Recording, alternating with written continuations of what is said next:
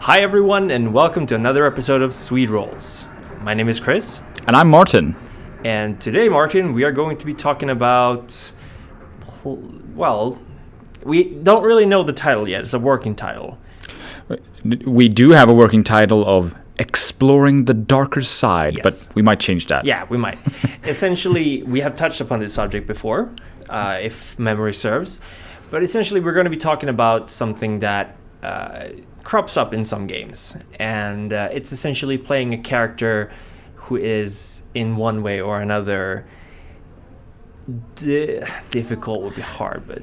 Outside of your comfort zone. Yes, again, this isn't the first time we're talking about it, but we wanted to explore the whole process. Delve a bit deeper. Yeah.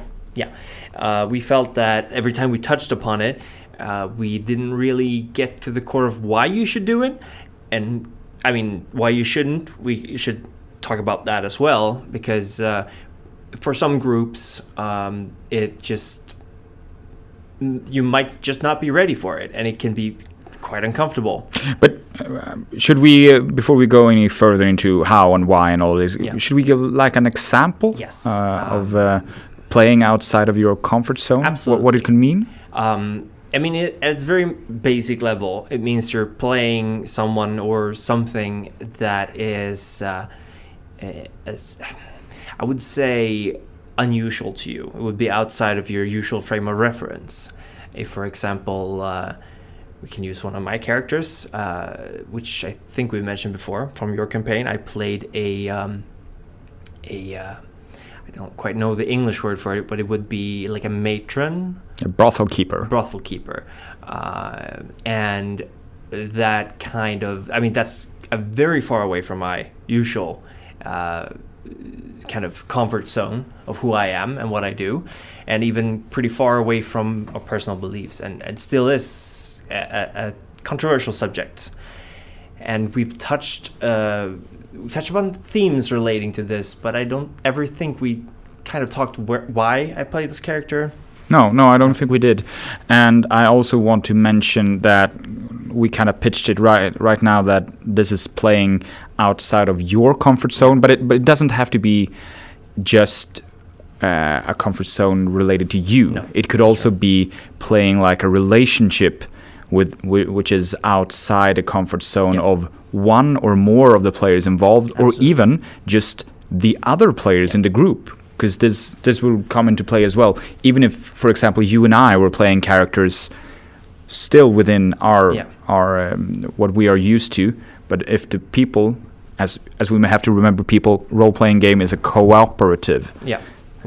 We are going to touch a little bit more about that in the next pod as well. But I believe that we also kind of have to explore the term player a little bit and sort of deconstruct what that actually means, and if there's another word for it. But for example... I think we should go back to the example and kind of go to the bottom of it. Yes. Okay, so you were playing a brothel keeper. That's true. That's correct. Why were you playing a brothel keeper? Let's start with the idea of the campaign, because I think you have to kind of understand the context of the choices I made. We were playing in your setting, Varangia, and at the time the city was predominantly run by the Elvari, and in this society you either were a citizen or you weren't. And if you were a citizen, which you've talked about before, you had access to several different privileges. You were basically considered an upstanding citizen. You were protected by some laws. You had the right to run your own business, things like that. If you were not a citizen... You were a higher class member of the society. If you were not a citizen, you had to earn your right to be a citizen. And this system, in theory... was meant to make sure that people understood how society worked, and that they were at a level where they could contribute to society. But in practice, it was essentially a system of favors, a system of corruption, and a system of exploitation. Not saying that was predominant. Well, actually, it was predominant. It was predominant. Essentially, it was entirely up to your sponsor, I guess you could call it that, to decide whether or not you were eligible to become a citizen.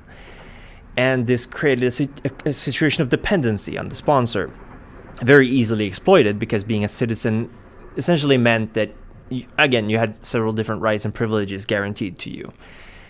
And my character was part of this cell, this kind of revolutionary cell. A cell of revolutionaries. Exactly. And we were supposed to come from all different kinds of ways of life, but with the common denominator that we were all opposed to this system of exploitation. Yeah, and you wanted to kind of overthrow it in some way exactly. or another. We didn't necessarily have to be victims of it. We could be citizens who felt that this system was unjust, but I believe that we were all victims of this injustice, as it can be called. Now, my character, I decided, first of all, my first thought was, well, I mean, sex exploitation is common even today, and it is a subject of hot debate. There's arguments about, like, if you legalize prostitution, and sex work, you can ensure a safer work environment, for example, and that sex work is inherently going to be there. There's all these arguments around, and I wanted to explore being in the position of some power, because I was a brothel keeper. I was in charge of this brothel, but I wasn't the owner of it. I was employed, or actually not even employed. I was essentially running the business. I was managing the business for someone else who couldn't. I would place you probably as a CEO at a company with a very powerful board. Yeah, that could essentially held you kind of in their hands. Yeah, and. The background of this brothel was that it was technically owned by one of the big Alvari houses, and that it was managed by them through a citizen named Marius. Yeah. And he didn't feel like running it himself, more or less, so he had me doing it. And the situation was essentially, I created a character that wanted liberation from this. She wasn't essentially opposed to the system. It was definitely more of a selfish reason she joined this cell. She wanted to. She could consider the disappearance of this system, but she was also okay with the idea of becoming a citizen herself. I'm not entirely sure. She joined because she thought, I might learn something out of this. Yeah, and now we have the situation. You're a brothel keeper. Yeah. We could either we could have just put a lewd touch on this and just, or like a very funny touch and just never really. But what we did was that we tried to actually go behind the scenes of the brothel to see how it worked, or rather kind of focus on the workers on the brothel. The daily business, essentially. Yeah. Of course, here you do get into the very common doubt: should we put any kind of erotic scenes in there? Is that relevant to the campaign we asked? No. We thought so, and a lot of authors, you can see in a lot of books, they think the same. I think it's also a case of erotica. It's very hard to write as an author, and it's a strange situation. It can very easily turn both crass and humorous. Yeah. And we didn't want to have that tone in the game. So I would say that an erotic thing would be definitely in the bounds of what we're talking about here. But we took the choice not to go there. No. And we're going to come back to those choices being very important. So instead, we had the back scenes of the brothel. And I, as a game master, when we collaborated in bringing your character to life, you wanted, or your character really needed someone to kind of someone having their thumb in your eye. Yeah. So we had this character, Marius, who was running several brothels. Oh, yeah, that's right, yeah. And several businesses. Yeah. Middle management, essentially. Yeah, it's a middle management. And early on, I took a choice of... that I decided that Marius, he would run his businesses based upon fear and the threat of violence, mainly. Yep. and exploiting his position. And these are not unusual situations. Sex work in countries where it's illegal, and even in countries where it's legal, is always fraught with the risk of violence. And a lot of pimps employ violence to keep their power, because if you go to the police in several different countries, you'd be punished for prostitution. So it is something we kept in mind. I mean, we are very far away from this world ourselves, but we try to stay true to the kind of power dynamics going on here. And we came to the conclusion you were playing a female character. Yes. Marius was a male. Yep. And now we kind of came to the point where we really kind of delve in and exploring the dark side, as we said from the beginning. I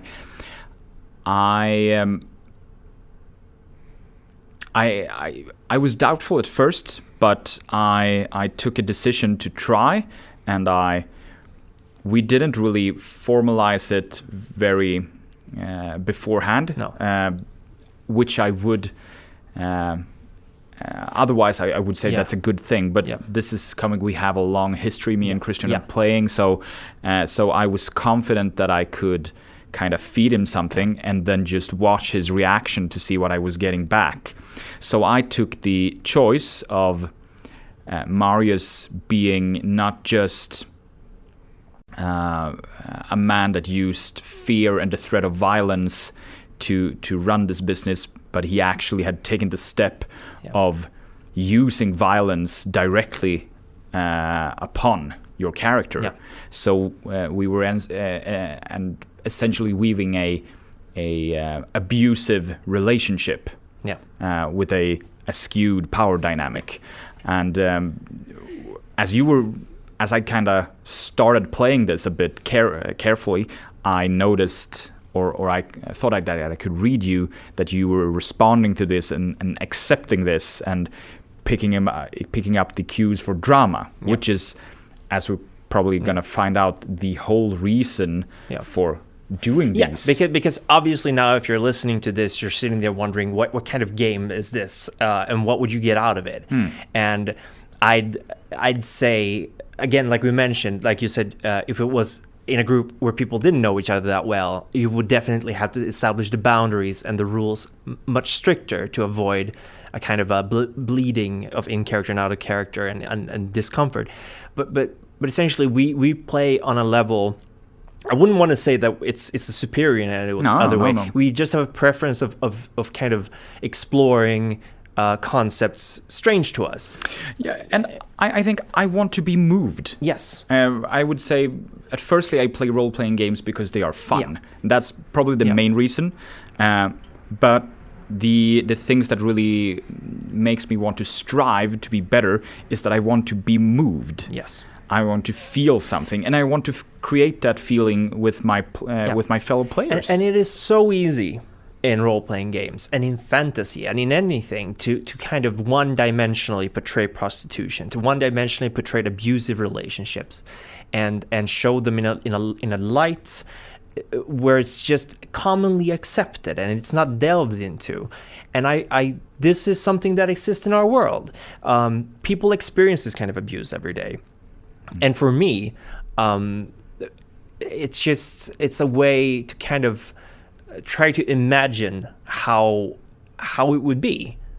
And also, like you said, we are also creating a narrative. We're creating we've talked a bit before about personal development. I firmly believe that any human is capable of pretty much anything, given the right pushes and the right pulls. And this has colored my way of playing a lot, because I inherently believe that if we don't if we don't try to understand other people's behaviors, which is difficult at a lot of times, we kind of demonize and we kind of create a black and white kind of view of right and wrong. Even if, because we might have some listeners here who just feel like, I'm not really interested in portraying the sex industry or anything in my games, but I'd like to point out what this kind of deeper relationship did for the game that I was running, because we had 5 players. Yeah.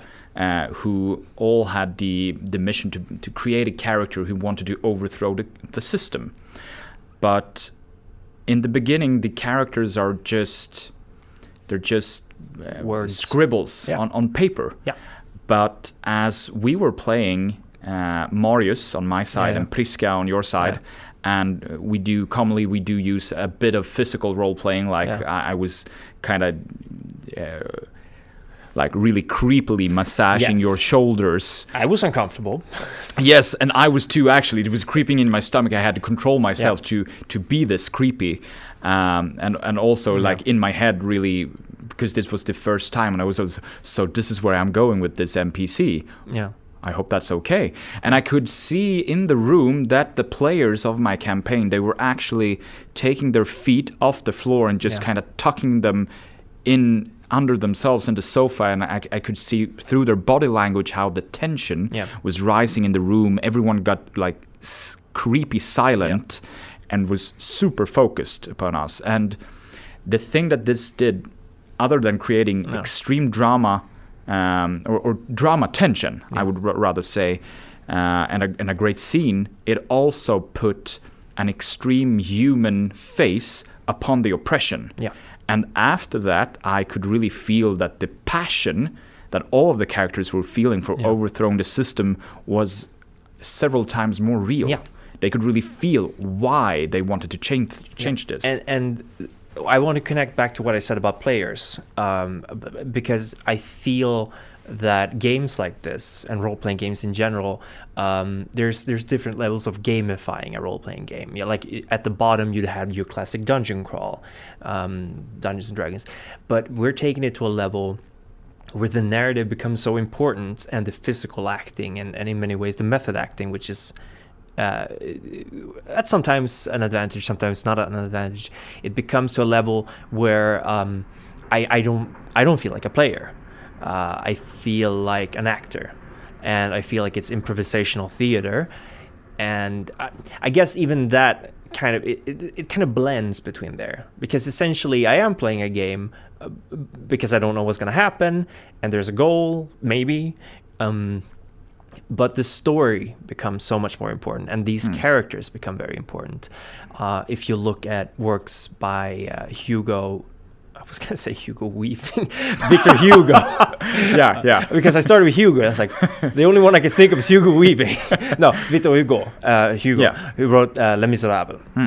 He was a very passionate person who cared deeply about the lower ranks in society. He wrote about the prostitutes. He wrote about the prisoners. He wrote about the veterans who were essentially the bottom, the cast-outs, and this I really like that book. So I feel like they have a story to tell, and I can't see this story because you'd never, very rarely, see a movie about this kind of relationship, and I did feel a lot of sympathy towards Prisk after that. I might, like you said, personally, out of character, I felt that, wow, I can definitely get behind her motivation for why she wants to change this. And I felt her frustration with, even when she turned this kind of rundown, schmucky brothel into something classy and something she could be proud of in the context of the setting, she never got any... she was never in power. No. Ever.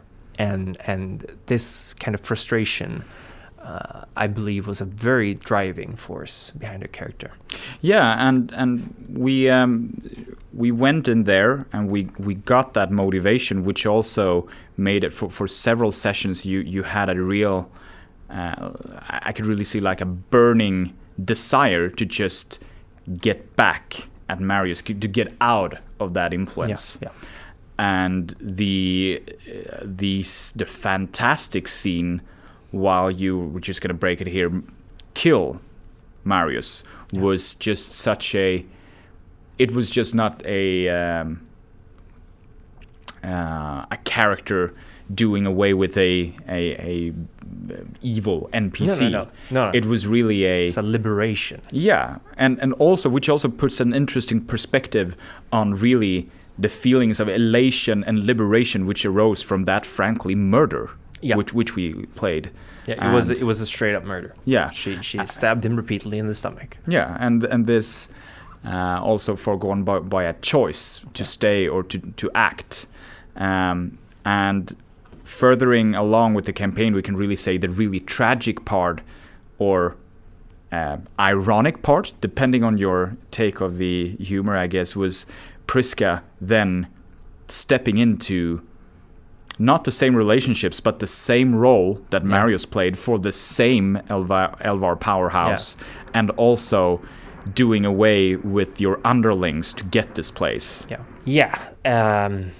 Definitely interesting and sad that her fate, I mean, she was a product of her environment, and I think it would have felt like a cop-out that she just decided to abandon everything she'd built, because she wasn't that kind of person. She was driven by her pride. I'd say that was probably her sin, if you wanted to talk about that she was very proud in what she'd accomplished, and she resented Marius for pushing her down.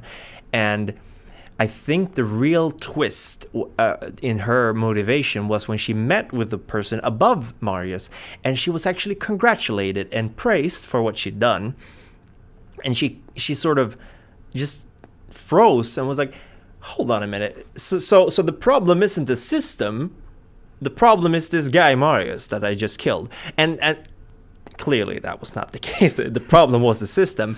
But in her perception, this acknowledgement of someone, another woman, by the way, in power and in clear power, this was just enough to push her over to the dark side, as it were, and cemented by her essentially killing, like you said, a woman she'd raised. Yeah, a protege. Yeah.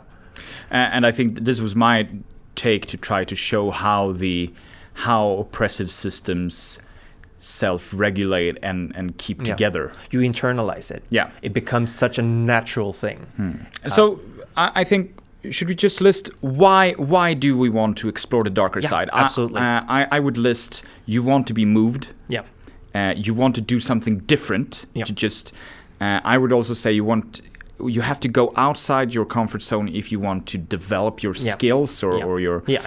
I think it could also be, as we talked about, like an empathy reason. Yeah. You could really, because if you go in there, I've explored a few things that I beforehand had a very theoretical or distanced view of, and then I got really close to it, and I could just, you get a gut feeling, and it's like, ooh.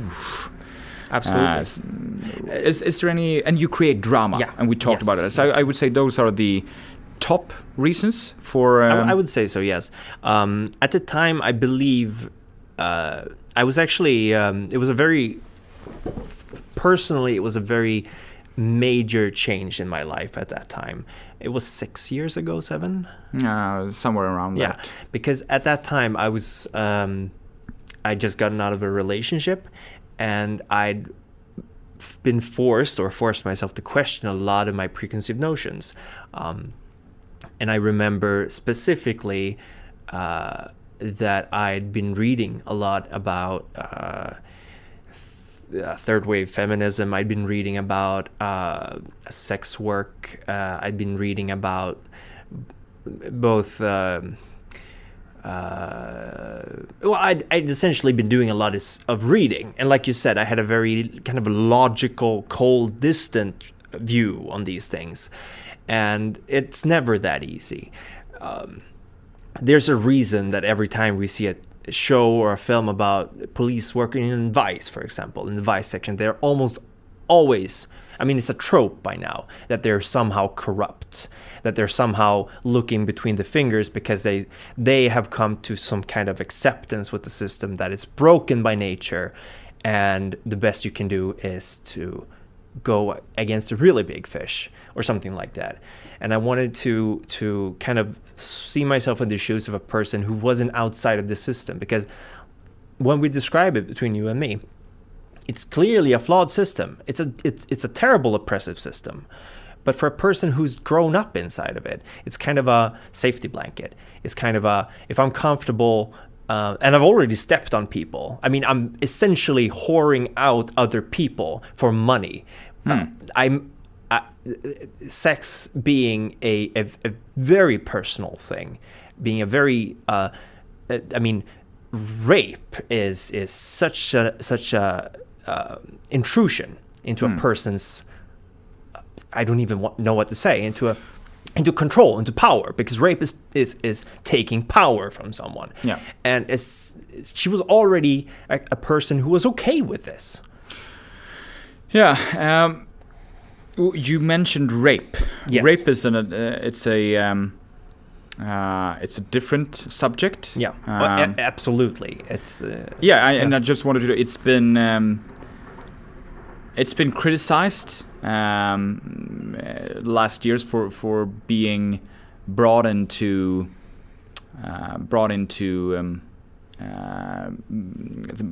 books and films and television series. Just it's kind of a go-to. How it's been criticized, and which I can just right now say I kind of agree with it, that rape is the go-to terrible thing that happens to women, whereas torture and death is more commonly physical violence, which I guess rape could also kind of be considered, is more in the men's area. And when you read, for example, a Game of Thrones or a Song of Ice and Fire, and there are men sexually violated, it kind of, it's weird because it's so unusual. But so we talked about we played a abusive relationship. Yeah. And we thought that was good. We thought that was a interesting and viable relationship to play out in the group that we were playing with. Yes. And we really have to stress this point that I was just thinking that that you really have to preferably just kind of talk it out. Yeah. What are our boundaries? What are people okay with? How do we handle the feelings, which in any way could talk? Because when we play generally, even if we don't play heavy stuff, we always try to have kind of that.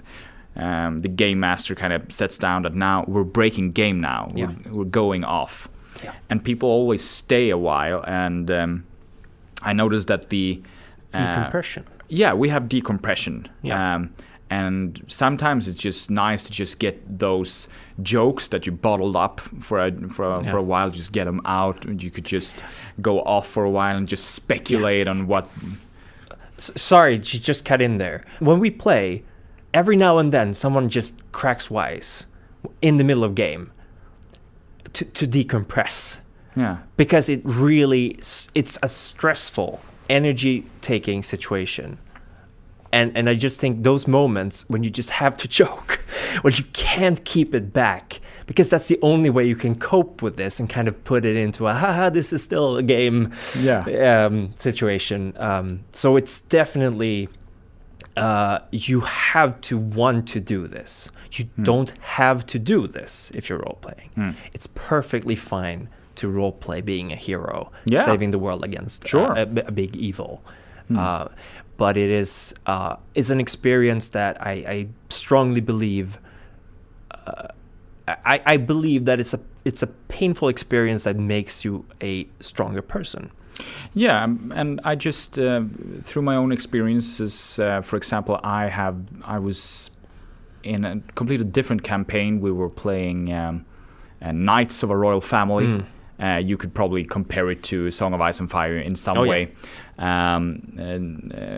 I was playing a very heartless character who was supposedly feeding off other people's pain and misery. Yeah. And this kind of worked. It worked well for a couple of sessions, and then we really came to the the session where we my lord, who was one of the other players, we thought that we had an enemy, so we broke into his house, or kind of just smashed down the door, being knights, and he was played perfectly by Gabriel Hermelin, who was game mastering this, and he was so scared, and he was so off. I quickly realized, this man is an innocent. But my lord, he was still because he had decided we were going to do this, and I, playing the heartless brute, I was of course going to enact this torture, and I just so we did this. Slight physical role play. He was screaming and then almost crying in between, begging me to stop, and I just kept at it, and I just felt the nausea just rising. And I had so hard not stopping, because me as a Martin, I didn't want to continue, but I knew that I'm playing a character who's essentially he enjoys this. I couldn't really get to the point where I could roleplay that. I didn't do that any good. I roleplayed being not caring about him. Because I couldn't handle more. Me personally. And afterwards, we really had to talk about that, and there was several in the room who was just feeling so sorry for that man, and realizing we were just going forward with it. And because we talked about empathy earlier on, and it feels in a way really good to know that even just getting, because you're still miles away from doing the real thing, but you're getting a lot closer than just talking about it. And I didn't want to do that. No. I'm not a person who wants to torture others, generally at least, and that feels that feels really good to know. Absolutely, and I think if anything, once you're done with this, once you put it behind you, you can appreciate is the wrong word, but you can kind of relate to yourself in that situation. You can go and say, I don't think this is nice. Like and this might come as a shock to a lot of people, but there are people who are so distant from this, who are who can't emphasize with people who break the law, or people who I don't want to say people who do terrible things, like for example the whole sex work thing. There's all this talk about it on a broad scale, where you don't look at the people in the system, and you condemn the concept, and that's not fair to the people stuck in it. And if you read a book, for example, and there's stuff going on in it, there's a meaning behind that. Hopefully. And what I wanted to get is that we talked about rape and we talked about sex work. If that stuff is in a story and there's nothing more to it, if it's just there, gratuitous sex and gratuitous violence, that is, in my opinion, one of the lowest kinds of storytelling. Because cheap shots, exactly. It's meant to shock people, and that's how rape has gotten under. And I think violence is the same thing. Even though we're very used to cheap shot violence in our media world today. Holy shit! When a person dies, it's traumatic. Yeah, and I want to kind of reconnect now to my torture tale, because I think my torture tale. Oh my god! Gotta keep that one. Because I realized in role-playing games, in a sci-fi game, for example, you talk sometimes kind of carelessly about we're just going to space him, or you try to get information. So common in role-playing games, you want to have information that people don't want to give. You roll a torture roll, and so often people come up with the idea of torture, and there's surprisingly little. Even quite good characters often don't argue against torture, because I think it's too abstract. But I think that when you have really delved into the dark parts or the monstrosities or like that, you could really tap into that energy and then just very passionate kind of try to talk your fellow knights out of the idea of torturing people. Because when you face it, most people will try to stop you using poison, using torture, or doing a lot of those stuff. And if you have a group that doesn't have any of those boundaries, the game is infinitely most harder for the game master, because you're gonna take the shortest, easiest route to anything. It's very shallow. So I think I think you want to cut back to why we do this. I think it kind of puts the right amount of stress on certain choices. And we're quickly running out of time. Actually, we're past our time. But we mentioned very early, before we started recording, I've written down, remember, no Russian. And some people might recognize that quote. It is from Call of Duty Modern Warfare 2, I believe. And I've seen in video games lately a kind of an attempt to emulate this, to put the player in a situation where they're very uncomfortable with how to, or put them in an uncomfortable situation. And of course, you can't artificially create these kind of emotions. It's very clumsy, in my opinion. Both the scene where the scene is essentially a couple of men go into a Russian airport and start mowing down civilians. And if you have Grand Theft Auto 5, there's a torture scene where you can choose the tools to torture with, and you do the torture. I believe these are attempts to put people in a position where they have to consider these things as real things that happen. But it doesn't create this, like, you do things to people you don't care about. You might not even care about the character you're playing. And if you don't have this personal investment going on, if you don't understand the person you're playing, or if you don't understand the person you're doing this to, it's very hard to get into the mindset. Because the remember no Russian part, you're even playing a person you've never played before. And that is like watching a movie.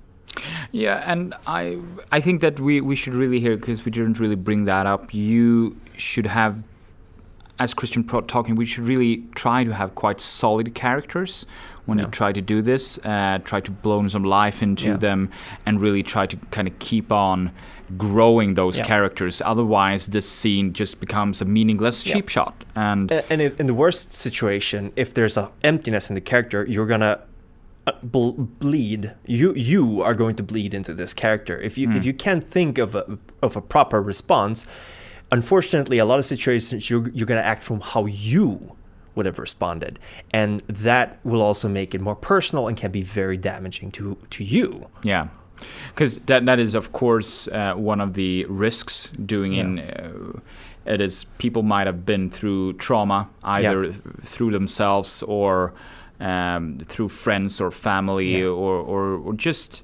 you don't have to been through something. You could just intensely feel that this is a hard thing to deal with. It's too much, and that's you have to respect that, and nothing will become better for not just checking those things off. And I think, as you said, I think one of the key things that makes role-playing games not falling into the no Russian trap is that there is other people there reacting to what you do, even if they don't say anything, as we talked about, because we could both, when we were playing, see the other people around us, see how they were affected, badly affected by what we were doing. And I think that is because we're always becoming human in relations to other humans. So I think that's one of the good things. Absolutely. And that you, as we talked, decompressed. I feel that we didn't cover all the subjects. No. We don't have the time now. It's a hard thing to do. But essentially, don't force this on other people. Don't force this kind of play on other people unless you know they're okay with working with that. And don't force yourself into this. it is emotionally taxing. But I really want to stress that a character really put into a real bad situation will infuse every little minute detail of that character will kind of instantly more spring to life if you really put that character through real hard emotional scenes. They could be also, I'm not going to say hard scenes, intense scenes. Yeah. And you can of course create the same intensity with happiness and everything, but it is easier and farther from our day-to-day lives to go into the dark places. Yeah. So try it, people. Yeah. And next episode, we're going to be talking about something we coined called Burr Principle. The Burr Principle. And to find out what that is, join us next week. Thank you, Martin, for being here. And thank you for listening. Keep rolling. Keep rolling. Thank you for listening to Swede Rolls. Your support means the world to us. The music you heard playing at the start and the end of this episode is Fireside Tales by Darren Curtis. The intent of this podcast is to discuss themes and issues in all manner of gaming, but primarily focused on the RPG genre. If you have any comments or feedback, we'd love to hear from you. Pay us a visit at swederolls.com, where you can also learn about the people doing this podcast and more. For our Let's Play channel, check us out at youtube.com/Swede_fighters. And until next time, keep rolling.